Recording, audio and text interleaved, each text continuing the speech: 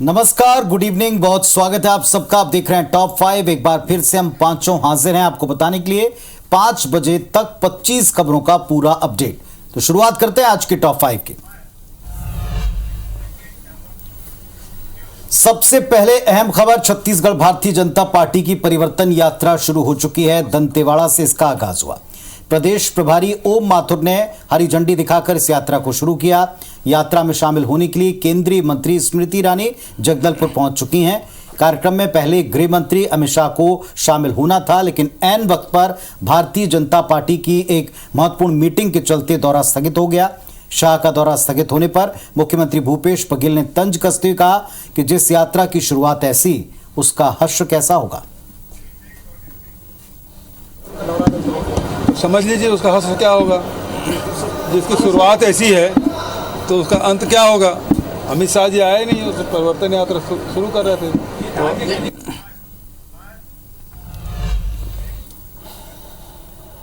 तो दिल्ली में भाजपा के राष्ट्रीय अध्यक्ष जगत प्रकाश नड्डा के घर पर बीजेपी की बैठक हुई है। बैठक में बीजेपी के राष्ट्रीय अध्यक्ष नड्डा के अलावा सीएम शिवराज सिंह चौहान, संगठन महामंत्री बीएल संतोष, बीजेपी प्रदेश अध्यक्ष वीडी शर्मा मौजूद रहे।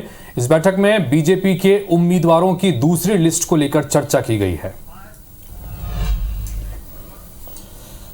छत्तीसगढ़ कांग्रेस के वरिष्ठ नेताओं की बैठक में 2018 में हारने वालों को टिकट नहीं देने का निर्णय लिया गया।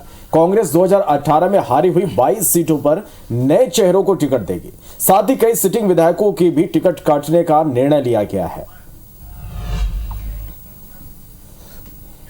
एमपी कांग्रेस विधानसभा चुनाव की तैयारियों में जुटी हुई है। एक के बाद एक बैठकों का दौर जारी है। आज कांग्रेस के लोकसभा पर्यवेक्षकों की बैठक हुई, जिसमें 29 पर्यवेक्षकों को प्रभार क्षेत्र में मुस्तैद रहने के निर्देश दिए गए।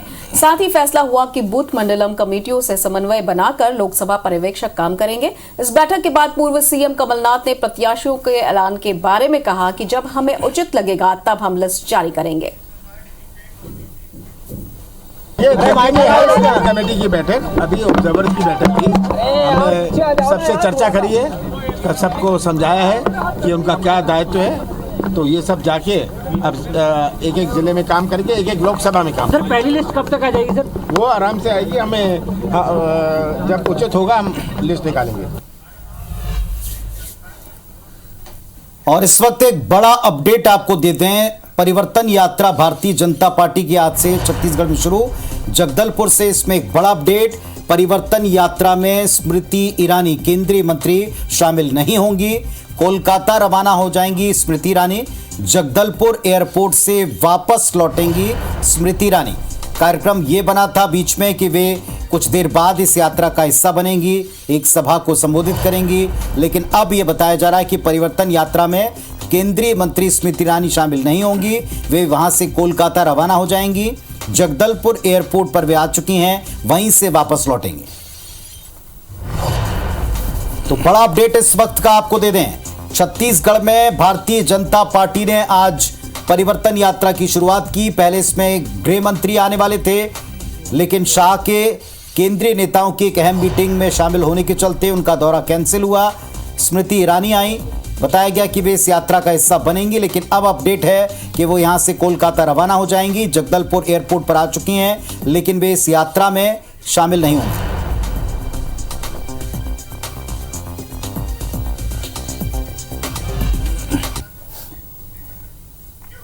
तो डीएमके के एक और बड़े नेता ने सनातन को लेकर विवादित बयान दिया है। तमिलनाडु के मंत्री पोन मोदी ने कहा कि विपक्षी दलों के गठबंधन इंडिया को सनातन से लड़ने के लिए ही बनाया गया है। उन्होंने कहा कि सनातन धर्म के खिलाफ लड़ाई में 26 पार्टियां एकजुट है।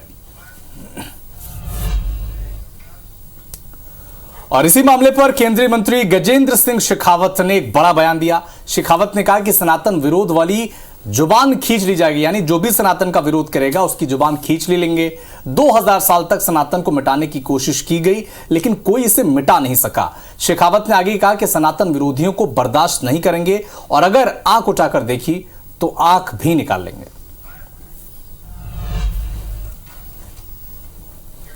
भारतीय जनता पार्टी की जन आशीर्वाद यात्रा बड़वानी पहुंची, जिसमें गोवा के मुख्यमंत्री प्रमोद सावंत भी शामिल हुए। सेंधवा में सभा को संबोधित करते हुए प्रमोद सावंत ने मुख्यमंत्री शिवराज सिंह चौहान के कामों की तारीफ की। वहीं उन्होंने यूपीए का नाम बदलकर इंडिया करने पर भी तंज कसा। कहा कि नाम बदलने से काम नहीं बदलते, अगर ऐसा होता तो राहुल गांधी अपना नाम अब तक बदल चुके होते। भाजपा को वोट करने की अपील करते हुए उन्होंने ये भी कहा कि प्रदेश में फिर से भाजपा की सरकार आएगी। मध्य प्रदेश की पूर्व सीएम उमा भारती ने अपने राजनीतिक भविष्य को लेकर सफाई देते हुए कहा कि मैं राजनीति कभी नहीं छोड़ूंगी। 75 साल की नहीं 85 साल की हो जाऊं तब भी राजनीति करती रहूंगी, चुनाव भी लड़ूंगी।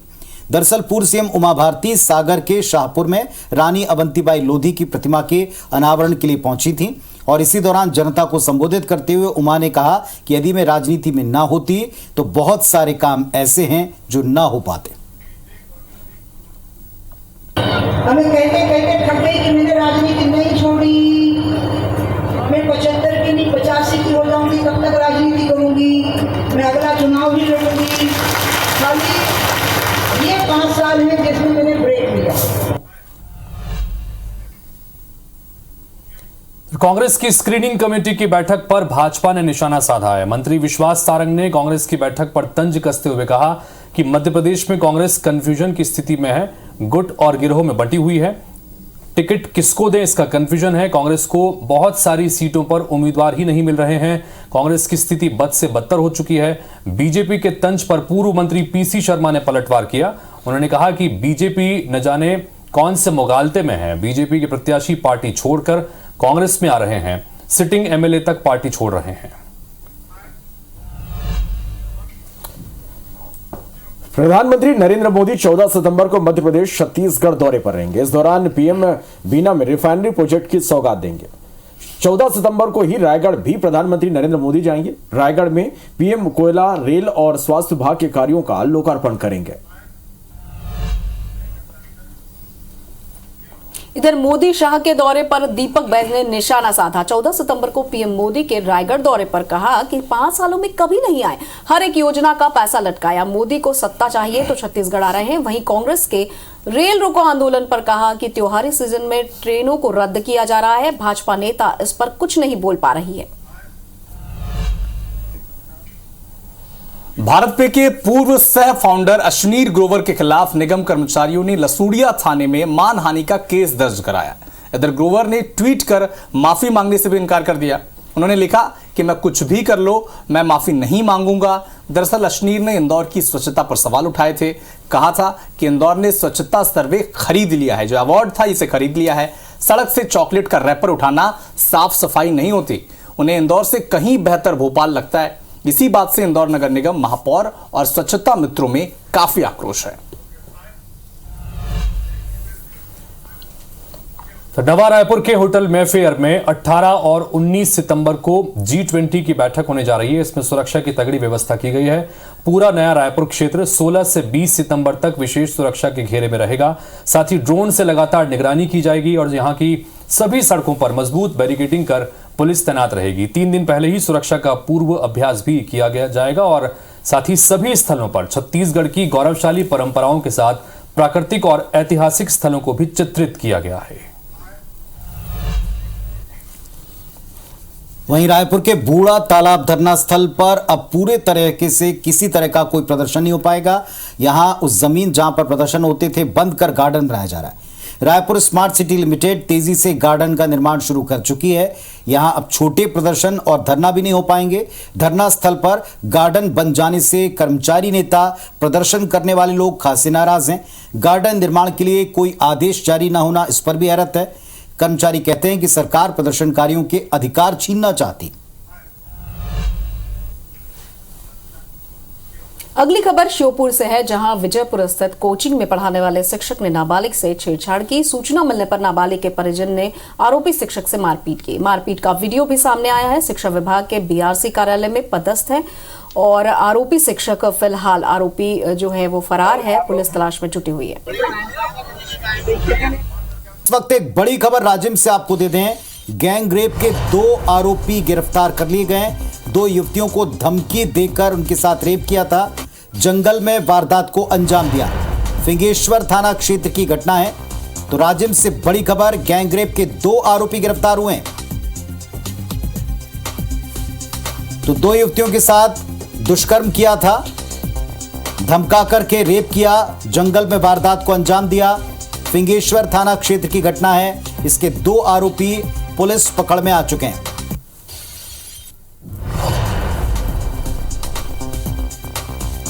तो तस्वीरें भी आपको दिखा रहे हैं, राजिम से गैंगरेप के 2 आरोपी पकड़ में आए हैं।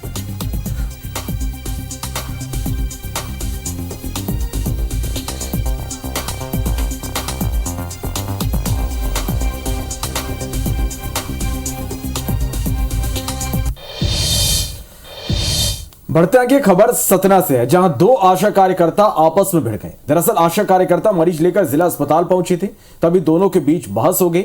विवाद इतना बढ़ गया कि दोनों ने एक दूसरे की लात घूंसे से पिटाई कर दी। लोगों ने बीच बचाव कर इस पूरे मामले को शांत करा।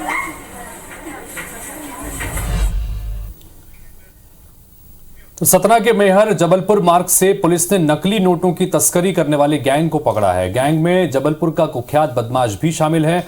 आरोपियों के कब्जे से 1,92,600 रुपए के नकली नोट जब्त किए गए हैं और साथ ही एक कार भी जब्त की गई है। गिरफ्तार तीनों आरोपियों को न्यायालय में पेश कर जेल भेज दिया गया है। वहीं एक अन्य फरार आरोपी की तलाश अब भी जारी है। मोरक्को में शुक्रवार को आए भीषण भूकंप से अब तक 2800 से ज्यादा लोगों की मौत हो गई है, जबकि 2500 लोग घायल हैं। ऐतिहासिक शहर मराकेश और आसपास के इलाकों में भारी नुकसान हुआ है। यहां दबे लोगों के मलबे निकालने में विशेष अभियान चलाया जा रहा है। मोरक्को सरकार ने 3 दिन के राष्ट्रीय शोक का ऐलान भी किया है।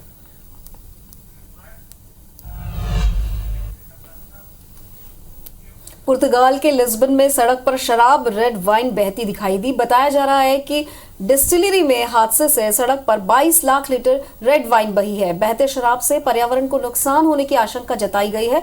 रेड वाइन को नदी की तरफ जाने से रोका गया। वहीं इंग्लैंड में रामलीला का मंचन अंग्रेजी में होने जा रहा है। नवरात्र में 15 अक्टूबर से रामलीला की शुरुआत होने वाली और इसके लिए रिहर्सल शुरू हो गई। वहां की ईस्ट लेग और साउथहैम्पटन एशियन कम्युनिटी इसका आयोजन करवा रही है। प्रवासी भारतीय इस रामलीला का मंचन करेंगे।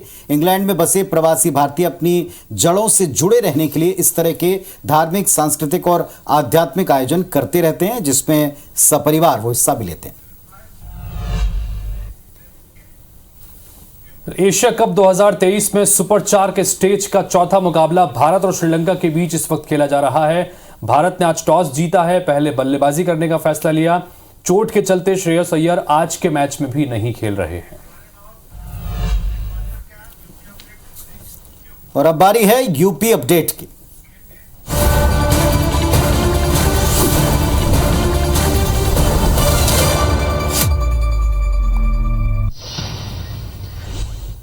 यूपी के सीएम योगी आदित्यनाथ की अगुवाई में लखनऊ स्थित लोक भवन में राज्य कैबिनेट की बैठक हुई, जहां कई अहम प्रस्तावों पर मोहर लगी। आज की बैठक में धान खरीदी नीति को पास किया गया। आगरा में यात्रियों की बढ़ती संख्या देख सिविल एनक्लेव के विस्तार के लिए 92 एकड़ जमीन अर्जित करने का निर्णय हुआ है। विधानसभा परिसर में आतंकी हमले से सुरक्षा को लेकर मॉक ड्रिल की गई। हेलीकॉप्टर करीब 15 मिनट तक विधानसभा के करीब रहा, फिर बीजेपी कार्यालय की तरफ उड़ान भरता हुआ निकल गया। यूपी सरकार ने 7 दिन बाद एक बार फिर से 11 अफसरों के तबादले किए हैं। इसमें 8 IAS और 3 PPS अफसर हैं। जालौन की डीएम चांदनी सिंह की जगह राजेश कुमार पांडे को भेजा गया है। चांदनी सिंह प्रतीक्षारत है। इसके अलावा विशेष सचिव खाद एवं रसद उत्तर प्रदेश शासन एवं नियंत्रक मार्कंडे शाही को प्रभारी श्रम आयुक्त उत्तर प्रदेश बनाया गया है। उत्तर प्रदेश में भारी बारिश का दौर जारी है। बाराबांकी में जगह जगह जल जमाव हो गया है। तस्वीरों में आप देख सकते हैं कैसे मसौली स्थित पुलिस स्टेशन में पानी भरा हुआ है। भारी बारिश के चलते मुरादाबाद में भी वाटर लॉगिंग की समस्या से लोगों को जूझना पड़ रहा है। आने जाने में लोगों को भारी दिक्कत का सामना करना पड़ रहा है। 3 दिन से हो रही भारी बारिश की वजह से फसलों को भी काफी क्षति है। मुरादाबाद में धान, सब्जियों की फसल चौपट हो गई। कलेक्टर ने प्रभावित इलाकों का सर्वे किया, 72 घंटे के भीतर मुआवजा देने की बात की। उत्तर प्रदेश और उत्तराखंड की हर खबर को जानने के लिए IBC 24 UP UK को सब्सक्राइब करें और नोटिफिकेशन बेल दबाना ना भूलें। तो टॉप 5 में फिलहाल इतना ही। तमाम खबरों का अपडेट और बड़े विषयों पर डिबेट केवल IBC 24 पर। फिलहाल हमें इजाजत दें। नमस्कार।